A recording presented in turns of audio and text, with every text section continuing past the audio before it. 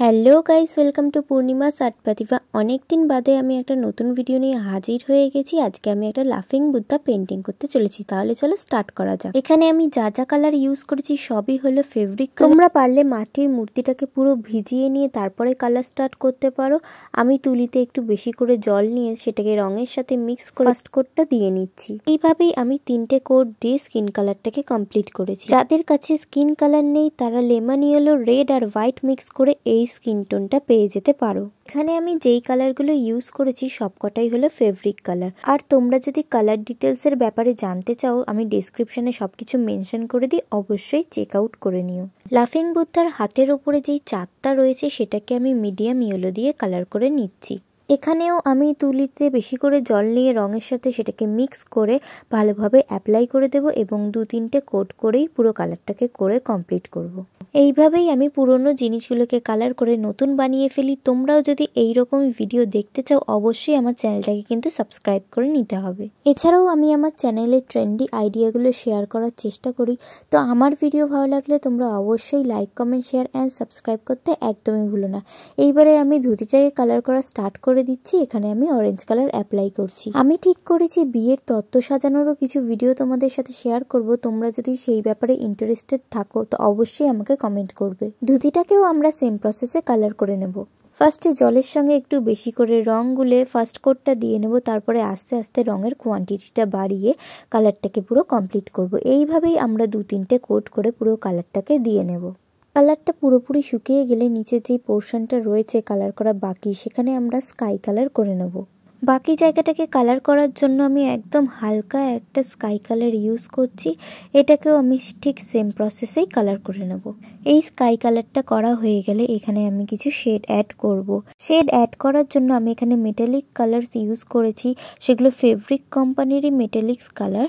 তোমরা দোকানে গেলে সহজেই সেগুলো পেয়ে যাবে। মেটালিক কালারগুলো একটু চকচকে দেখতে হয় আর তোমরা দেখলেও বুঝতে পেরে যাবে যে এগুলো মেটালিক কালার। এইবারে আমি স্কিন টোনের মধ্যে শেড অ্যাড করার জন্য অরেঞ্জ কালার ইউজ করছি।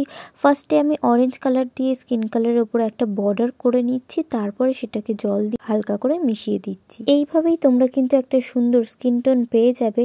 তো দেখো আমি কতটা ইজি প্রসেসে জিনিসটা তোমাদেরকে বুঝিয়েও দিলাম আর করেও দেখিয়ে দিচ্ছি। স্কিন কালারের উপর শেড দেওয়ার জন্য আমি এখানে সরু তুলি ইউজ করছি। সরু তুলি ইউজ করলে জিনিসগুলো আরো বেশি প্রমিনেন্ট হবে আর মিক্সিংটাও খুব ভালো হবে। যেহেতু স্কিনের এক একটা ভাঁজকে আমাদেরকে প্রমিনেন্ট করতে হবে তাই জন্য সরু তুলি ইউজ করাটাই বেটার। তোমরা আমার ভিডিওটা দেখতে থাকো, ততক্ষণ আমি স্কিন টোনের শেডিংটাও কমপ্লিট করে নিই। এইবারে আমি স্কিন টোনটা ঝপাঝপ কালার করে ফেলবো। এরপরে মেটালিক কালার আমি ইউজ করব। ফার্স্ট টাইম আমি মেটালিক কালার ইউজ করব, তো দেখা যাক জিনিসটা কি রকম। এখানে আমি গ্রিন শেডের মধ্যে একটা মেটালিক কালার নিয়েছি। ফার্স্টে আঙুলের মধ্যে একটু মেটালিক কালার নিয়ে সেটাকে স্মাচ করে দেব। এই গ্রিন শেডের মেটালিক কালারটা আমি স্কাই কালারের জায়গাটার উপরে করছি।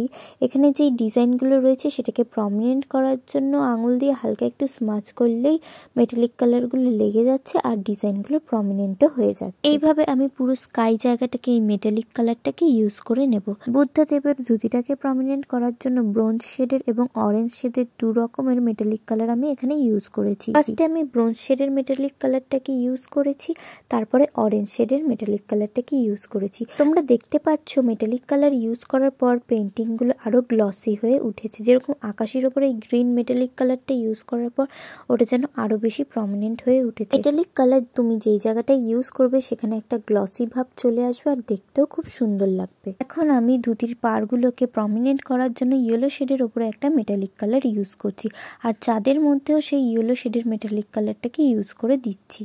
গলায় যে হারটা রয়েছে সেটাকেও আমি ইয়েলো শেডের মেটালিক কালার দিয়ে কালার করে দিচ্ছি আর এখানে আমি সরু তুলি ইউজ করছি। শুধু চোখ মুখ আঁকলেই কিন্তু আমাদের বুদ্ধদেব পুরো কমপ্লিট হয়ে যাবে। So let's enjoy the cinematic shot. তো তোমরা এখন বিফোর আর আফটারের ভিউটা দেখে আমাকে জানাও যে জিনিসটা কেমন হলো, আমি কতটা সুন্দর করে রং করতে পারলাম আর তোমাদের কাছে ভিডিওটা কেমন লাগলো।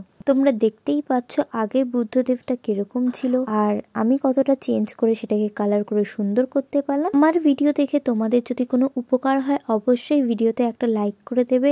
এইরকমই নতুন নতুন ভিডিও পেতে গেলে অবশ্যই আমার চ্যানেলটাকে সাবস্ক্রাইব করতে হবে, লাইক করতে হবে, কমেন্ট করতে হবে আর বন্ধুদের সাথে শেয়ার করতে হবে। দেখা হবে নেক্সট ভিডিওতে। বাই।